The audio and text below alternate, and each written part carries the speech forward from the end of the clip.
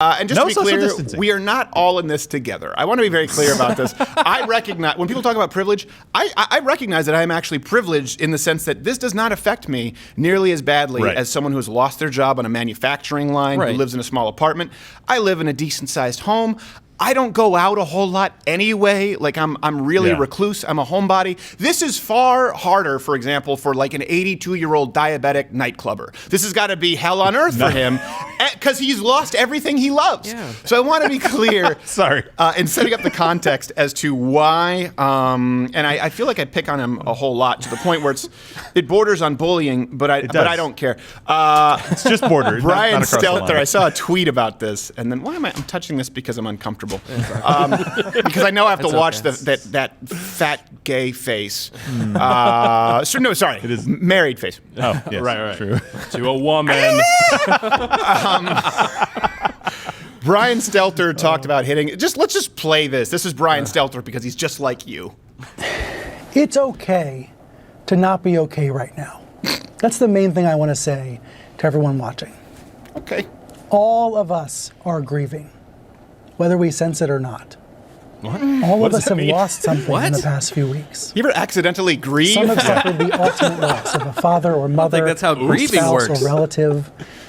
Others have lost livelihoods. They've lost access to family and friends. I love how he skims over Just livelihoods, losing the where that rhythms is the and one that affects routines the that make life vast what it majority is of people. is a profound loss. We're all grieving. Do you look at notes? But I have to admit to you, I had tried to bottle it all up. Really? I guess I was trying to be stoic for my wife and kids. It wasn't until this Friday night that I hit a wall. You hit a wall. I was supposed to be finishing my nightly newsletter that I mentioned earlier. But I couldn't do it. I couldn't get it done. I was so gutted by the death toll. I was so Marcus Aurelius? Ignorance in Washington. My grief was ate so my worried homework. about family members and friends who are at risk of losing their jobs or who have already lost their jobs. It was that mix of emotions that many of you also feel. Also his hairline. And that's when the tears came. That's when the tears came. We don't talk about this on Also, TV. when I realized I think we I'll should never get change to that. meet George Michael. I think we should talk about this. Really? You think we Almost should talk about everybody's this? experiencing Because we've been either doing the isolation opposite or of that. stress or anxiety or other emotions as a result of this crisis. Look, let's remember, we've never lived through something quite like this. We have nothing to compare this with. Yeah, we do. So it can be far worse. When did CNN turn be into an incredibly op-ed for depressing. Teen Vogue? You can feel your feelings, and he loves Also, you. you can answer Even if us it's at just posted on Instagram, CNN.com. or taking pictures, All-time or best, writing, Devon Sawa or journaling, JTT? Messaging others, talking with others, FaceTiming. But the emotions are real for everybody. They're a big part of the story. For me, Can someone just put an overlay in there where between we are all grieving and CNN it says about we are all grieving about CNN? The reactions were extraordinary. Or the for outpouring CNN? of reactions was extraordinary. I'm still getting hundreds of emails from readers about this. And For him, that's an why I event. hope you can relate right? to this as well. Notice he doesn't Like say... someone's walking in, like with like emails, like maybe physical letters, like someone's walking in. We have all these letters for Brian Stelter. And throw them on the table with a Santa Claus. There's just all AARP membership requests. Junk mail. No, Hair Club for Men. Hair Club for Men. They related to this. One of them was my Here's glad what Melissa renewal. wrote to me on Twitter. She said, "It's okay to not be okay right now." It's the wrong overlay. And here's another post. It says, "It's important to recognize the need to grieve what we've lost and to acknowledge That's anxiety a squirrel. and uncertainty Yeah, over That's the not an overlay. Not at all. Okay to not be okay. So my message to you is, when I think we someone got the asks you if message. you're okay right now, tell the truth. No. We need to let him make his point. It's okay to not be okay. We've heard it 3 times. That's, I mean, 25 years ago today Today? was the bombing of the federal building in Oklahoma City. I thought we have And then nothing to President compare this Clinton Yeah. to. went Nothing It at all. seems to me Direct that's a little more comparison. severe. That Americans are mostly mean and selfish. They ought to come to Oklahoma. If anybody thinks Americans have lost the capacity for love and caring and courage, They should ought ask to your come to boyfriend. Oklahoma. What, they should ask every true other now for person on every CNN state, who every dogs on community. America like every other minute, right? Most You people kidding are me? good and All of a honest sudden he loves and they're Oklahoma? responsible. Right. Yeah. And America? For the crisis I timeline. think this is the first time he actually used the word Oklahoma instead of flyover country. Right, yeah. There's also the disaster distress hotline, the helpline. We will put that number up as well. Wait, that's his number. Yeah, gonna get this together. There's also the You can even disaster email me. number My email is hotline that you can bstelter@gmail. call for a good time. Reach out to me. He just gave out his email. Let's address. be honest about our Oh, emotions, God. talk This through is it, live, and we're going to be accused of recognize doxing. it's okay. Right. Hey, he did it. We're going to be accused of doxing on a fat him. gay guy. not our fault. Here's the thing. It is, of course, okay to not be okay. And I understand the irony is not lost on me when I try to be authentic and vulnerable at the end of these shows. Usually, we do those Crowder closes.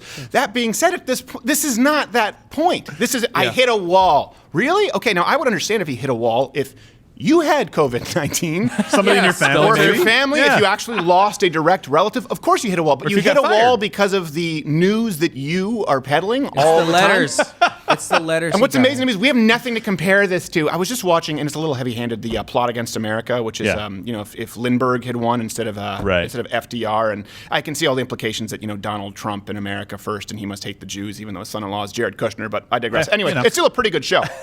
But I was sitting there going, when people talk about how this is unprecedented, right, the new normal, do you really think, and I get it, we need to take precautions like we've talked about. We've always encouraged you to wash your hands, sanitize, masks. Basic I hygiene. just think we need to be accurate about the numbers. Right. But it is remarkable to me to compare this to, say, how do you think Americans felt when you're talking about fear, or really anyone across the globe, when France surrendered and there was the Blitzkrieg? In London. You don't think that was a little bit scarier watching the Nazis march through Europe knowing that we are next unless we enter into possibly the bloodiest war of all time? That's what we thought. We're going, man, we don't know what's going to, we're going to lose a lot of lives. You really think, imagine, just to put yourself in that mindset, France surrenders. Do you have any idea how spine-chilling that must have been back then? And you want to compare that to your coverage of COVID-19?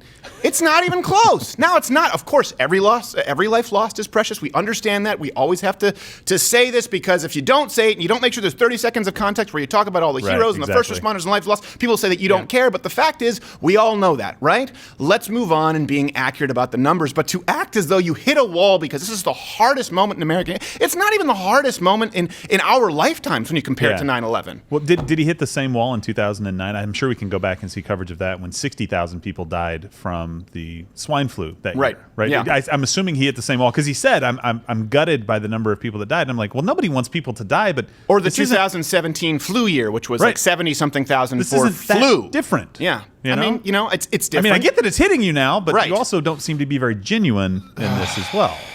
I thought he was just sad he doesn't have anything else new to say. I've run out of things to say. I mean, guys, you got to give him a little credit. He's run out of things to say. Right. And that's just heartbreaking. Sour, fat, bald man. I mean, like... Sour Patch, fat, gay, bald man. I don't want those candies. I think we should send him some Snickers. It'll make him feel better. Someone photoshopped that. I want Sour Patch awesome. Stelters. First they're sweet, then they're gay. But rainbow colored. I guess they already are rainbow colored. Oh my It's just amazing. This is also a guy, too, when you're talking about privilege, who somehow got his foot in the door by selling something that wasn't worth anything and working at CNN. Like, How? there is no redeeming value there. I need to know the backstory. I don't understand. There needs to be some kind of talent. I get that at least Chris Cuomo was like telegenic. Yeah. I mean, I've been often told that I myself have the gift of gab, though I would prefer it were welding. Yeah, something practical. Something useful. A little more practical. Arc or spot welding?